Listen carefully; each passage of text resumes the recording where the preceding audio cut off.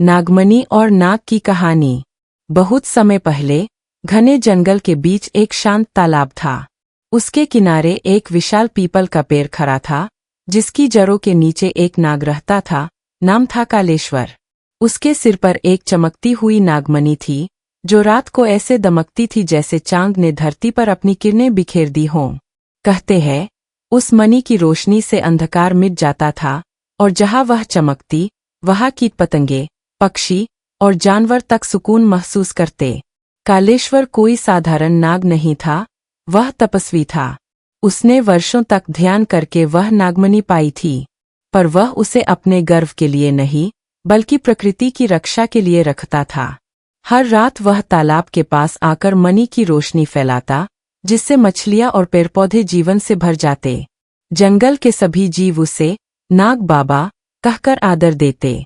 लेकिन जंगल से कुछ दूरी पर एक लालची लकड़हारा रहता था, जिसका नाम था भीमा। वह गरीब नहीं था, पर हमेशा ज्यादा पाने की इच्छा रखता था। एक रात जब वह लकड़ी के लिए जंगल में गया, तो उसने दूर से वह अजीब सी रोशनी देखी। धीरे धीरे पास गया, और जब उसने नागमणि देखी तो उसकी आंखें लालच से चमक उठीं।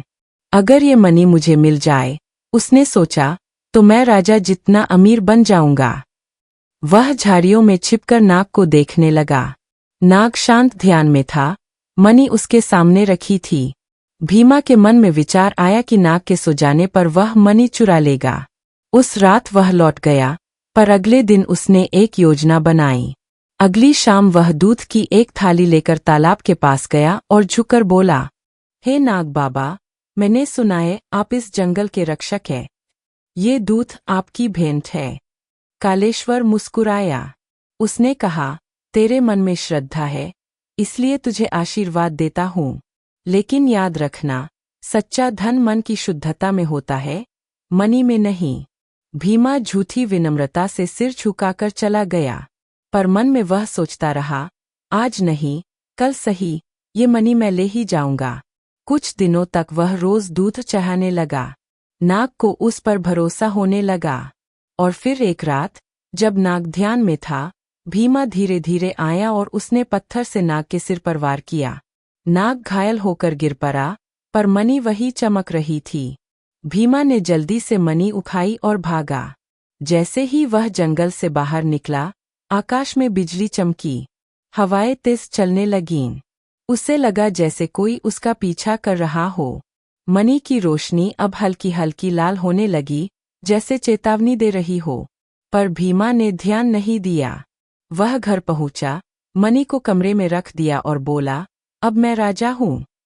लेकिन उस रात उसकी झोपड़ी से धुआं निकलने लगा।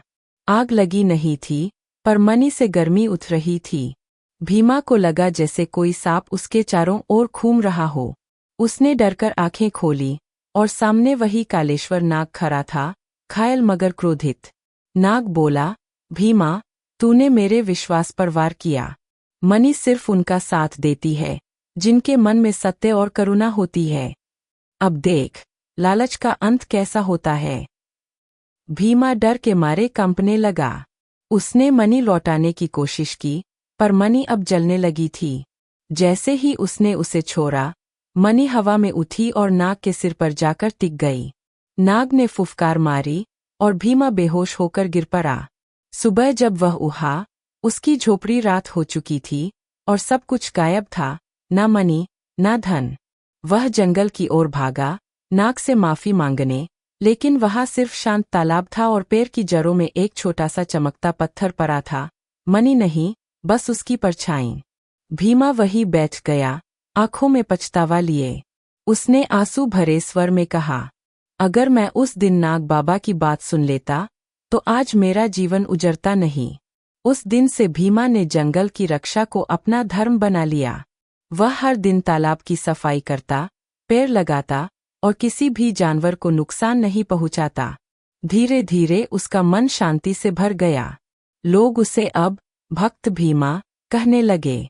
वर्षों बाद जब उसकी मृत्यु हुई, कहा जाता है कि उसी रात तालाब पर फिर से हल्की सी नीली रोशनी फैली, जैसे नाग बाबा ने उसे क्षमा कर दी हो। नैतिक शिक्षा, मोरल ऑफ द स्टोरी। लालच इंसान को अंधा बना देता है और विश्वासघात का फल कभी अच्छा नहीं होता। सच्चा धन सोने चांदी या मनी में नहीं, बल्कि सच्चाई, ईमानदारी और सेवा के भाव में होता है। जो दूसरों का भला सोचता है, उसके जीवन में सच्ची चमक अपने आप आ जाती है।